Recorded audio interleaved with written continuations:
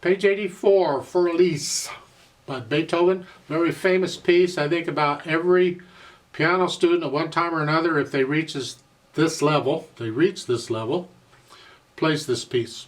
It's a standard. I played this piece when I was in junior high school at a music festival. In fact, it's the only piece I took to music festival.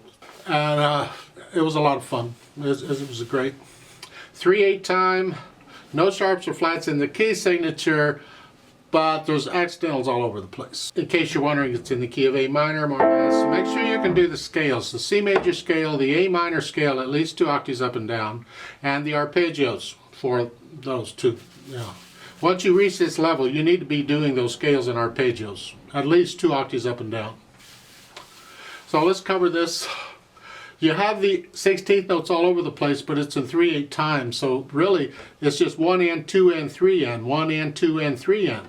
So it comes in on a pickup beat, 3N, 3N, 1N, 2N, 3N. Now they're different fingerings. Some people like 4 and 5 here, because you're in that position. Some people will do a 3 here. Fingering you use is up to you. Pick one and stick with it, because this pattern is all over the place, so finger it the same wherever it's at, wherever you got it. And the left hand comes in, just nice and even. 1 and 2 and 3, and right now play it all connected. Here.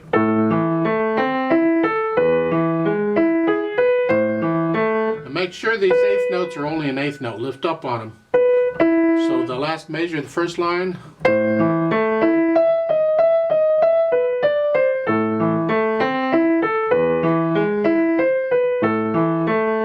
Now let's go on down our second ending there, here. We're going new section. Now here, this is a dotted 8th note. There's no rest here, so connect this. I tend to do out of habit on fingering. I do a 3 and I substitute a 4. Each time I do this, that's just the way I finger it. You can finger it their way if you want, but I have a habit on.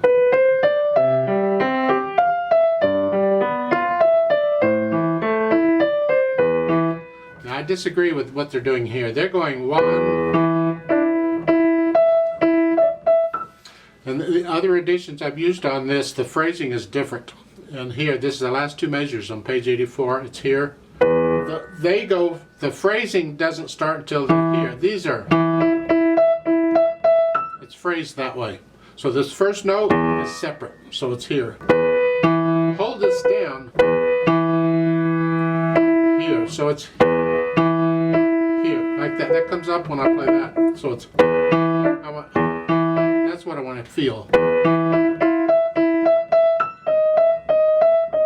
Because I want to, and then I do a 5 on the last one, put me back in position. I've been talking about the phrasing, you can just follow it. You pretty much have to because of the rest anyway. But otherwise, play it legato as best you can. Let's go down to the second line on page 85 and the second ending there, the last measure, you're here. Now, right hand is here. That's what we want to hear. Left hand, that's what we want to hear. So forth. And you see the staccato with the slur, that's portato. You just disconnect them. No pedal. Here, and then on the third line down, these little notes, I typically leave these out when I first learn it. But what I do is I play them very quickly on the beat, that's with this note, and they're played before I get to that note. Very quickly. And 3, 4, very quickly.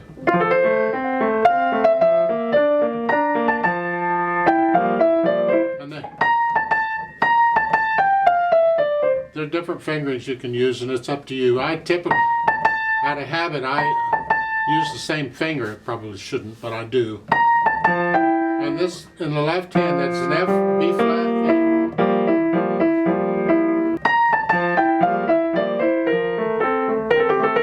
And here, this is third line down, fourth measure, the little grace note. I play it with the C on the beat. It's not really a grace note. You play it like a 64th note. That's twice as fast as a 32nd note, because these are 30, but these just real quick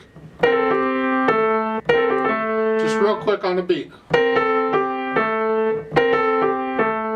So if I slowed it way down like so,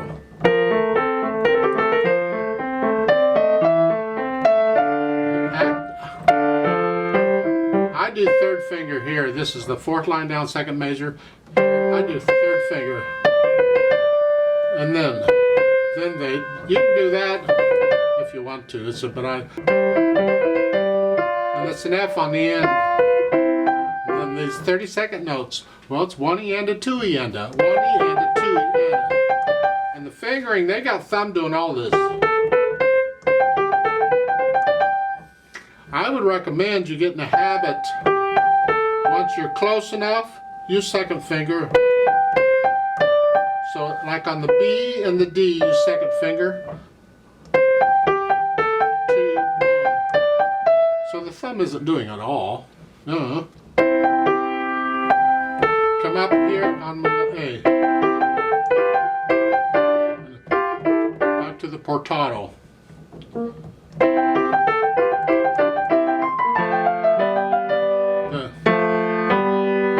Here.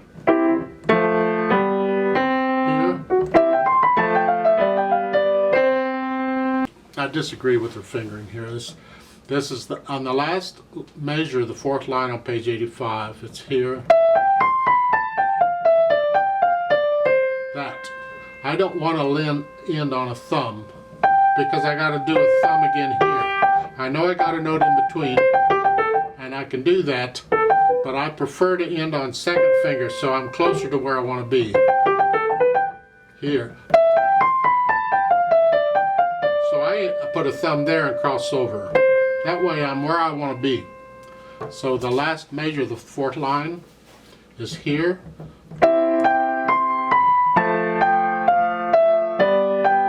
Thumb. And then lift up when I play the A. I do, again, a 2 on the B and a 2 on the... Now they're telling you 2 on the D. So, well, that's what I told you up above, huh? Anyway, go on.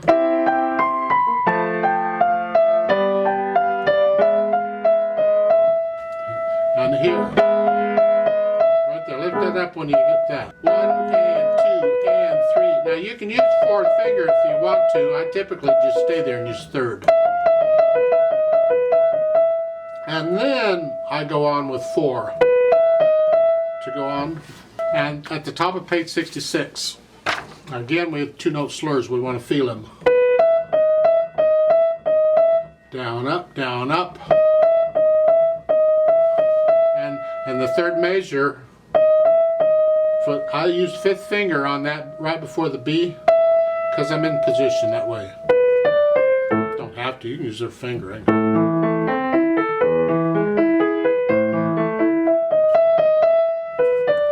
So forth, and then we're back to our original theme we had before. Let's go down to the bottom of page 84.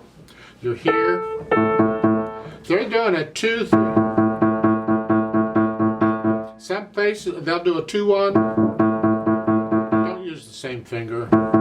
I will do a 3-2-1. That's a little dangerous, but I like danger anyway, so I do it. It works out. There's 6 beats there. That means 6 notes in 1 and 2 and 3 and 1 and. The problem is you want to feel it in 3. And when you finger it this way, you're feeling it in 2. So I have to make it an effort to make it the natural accents on the beat. 1, 2, 3, 1, 2, 3, 1, 2, 3. It's kind of weird. I like that kind of weird. But try it and see what you think. But so it's 1,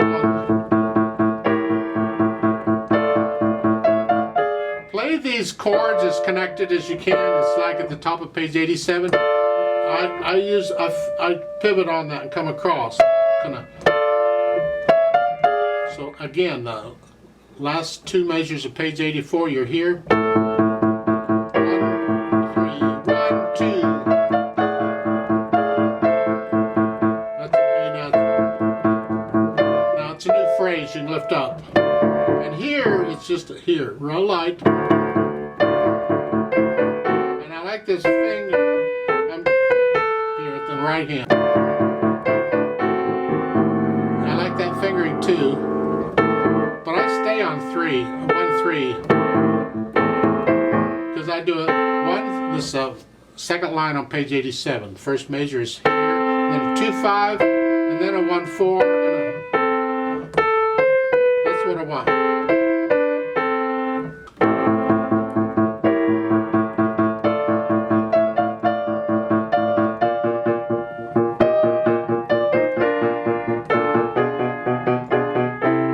3, 1, 2, 3, and that's just an eighth note now. And now we have these triplets. If you're doing the arpeggio files for arpeggios, that's what it is.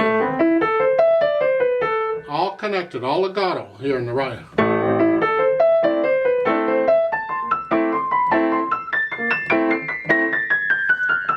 And on this triplet going down, or this chromatic scale going down, we want to feel the beat. 1, 2, 3, 1, 2. There. So we want to feel that beat in there. And then you go back on page 86 or 88 is you've had all that before. The only thing I want to mention is at the bottom of the page. I've seen other editions. I use other editions. The last two measures. I've seen other things and I don't know what's correct or not. I haven't seen the manuscript, but the edition I've always played here was here. You play a D there in the right hand for the last motive. I do it here. And then the last measure I do a C, A both, not just an A. Because otherwise all you got is an A at the end. We want more color than that. We can add a C. So the edition I've used, always used, and the other editions I've seen, other than this one, have done that. So the last three measures at the bottom is here. Here, it's like so. So as far as I'm concerned, try that out. This piece you can get very emotional. You can get very excited. There's a number of recordings. In fact, I did a recording on my other channel. You can listen to that. The pros do it much better than I do, so we'll go listen to them. But it's poco moto means with a little motion, but it's flowing. As far as the speed goes, you have to consider all these 16th notes. They're not real quick. They're just flow. And you start out soft, and you got that swell. Look in the middle of the swell. It's here. That's your target. And then you come back off. And you're going to do that every time you have this passage. You're going to swell up and just a little bit, not a lot. And both hands are the same. Softly. Well, let's talk about the pedal too to shorten this video, or this video will last forever. For the most part, it's overlapping pedal, but we want to hear the phrasing and the rest. So you don't pedal this first part. And anytime you get that in elsewhere, don't pedal it. It's got to be clean. And the pedal goes down after the notes. You change the pedal after the notes.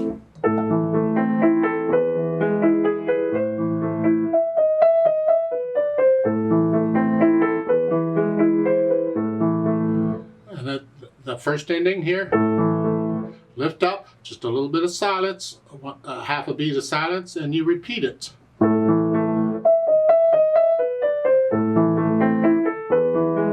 Now, I typically will pedal this differently, and you can experiment with the pedaling and see what you think. And when we start pedaling at the beginning, I typically lift up on the last beat. So those last two notes are by themselves.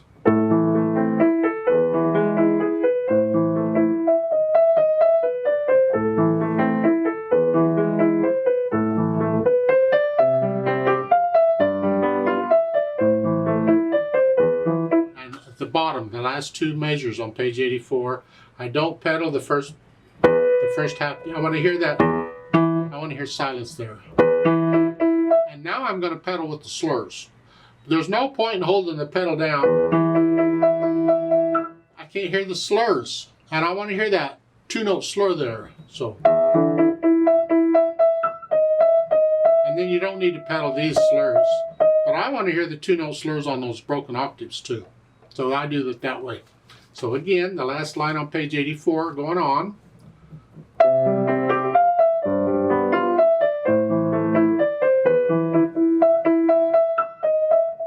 And some people will slow down in here.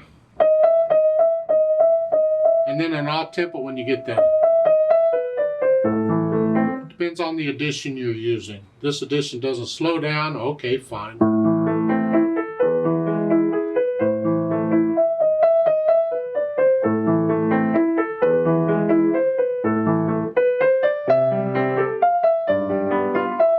I increased up to moderately loud to repeat back to the bottom of page 84.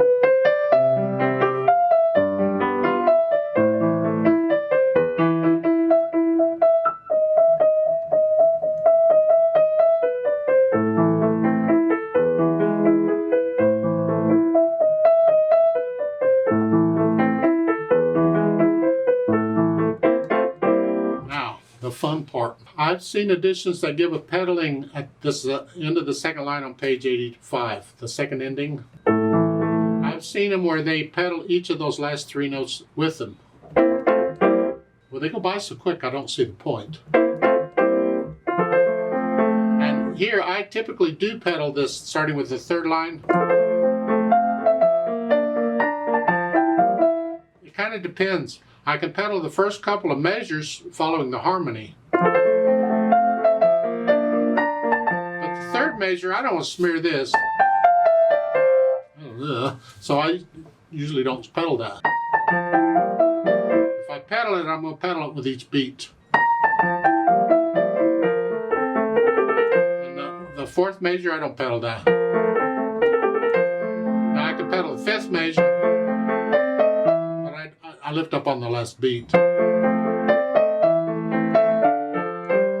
See, anytime I get moving parts, I typically lift the pedal up, but if it's just one note and one harmony, I can pedal it. And then when I get to the 32nd note, don't pedal that.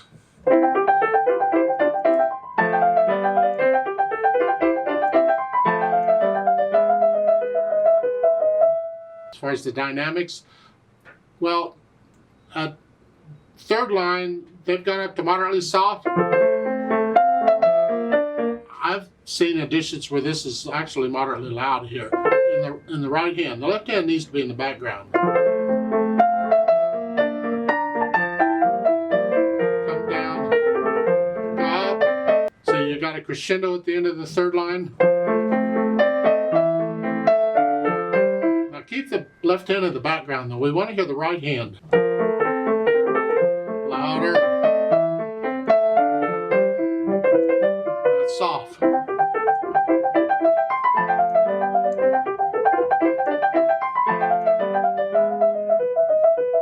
And we're soft there.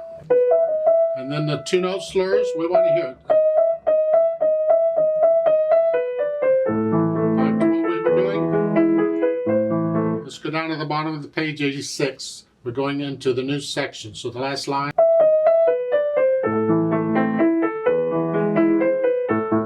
I don't pedal this measure, but when I get to the chords, I'm going to go ahead and pedal it. I need help connecting the chords. And I'm going to pedal it according to the phrasing.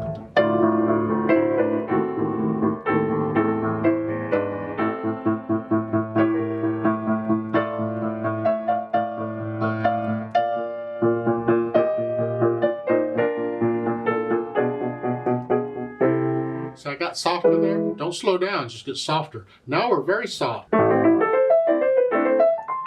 Different people will interpret this differently. I don't like pedaling this because I want to hear the rest. I want to hear those rests. As long as I can play this legato. And that's how I was taught way back in junior high school. I was taught to play that all legato, so I just always have. So I do it that way. And then now that part, because they say you're starting out very soft in this edition.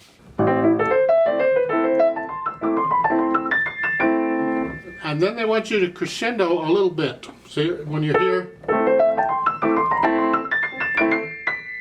And the reason for that is that we want to be able to get softer as we come down on this. We got to crescendo a little bit so you can, but don't get loud. Just crescendo a little bit. You go up maybe to soft. No louder than moderately soft. So you're staying soft.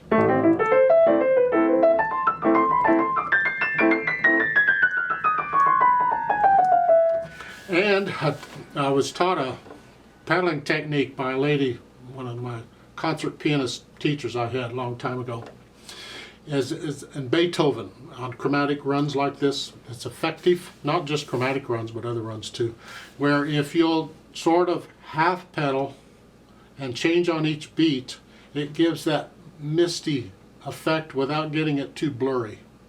And to half pedal, you're pedaling it down is what I'm only pushing the pedal about halfway down.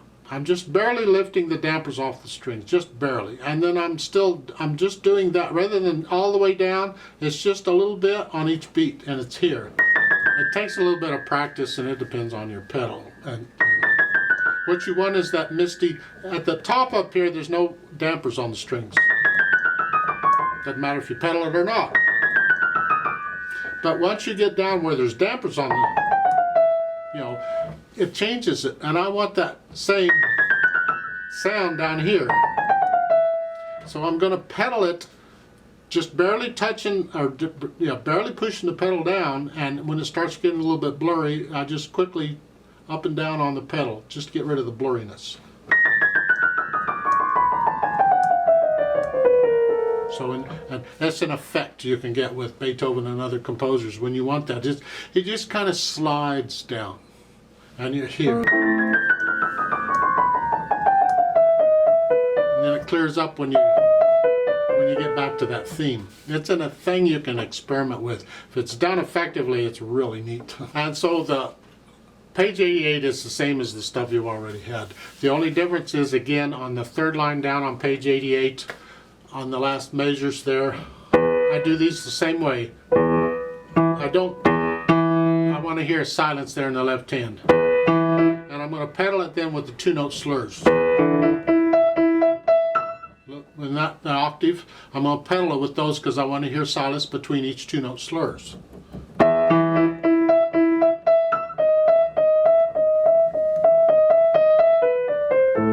at the end, you get softer and slow down. Like so. Very pretty piece. I recommend it. I would demo it here, but what's the point? You can go listen to all kinds of recordings of this, and I'll put a link in the description to when I recorded it on the other channel if you want to hear a demo of it. There's lots of demos of this piece.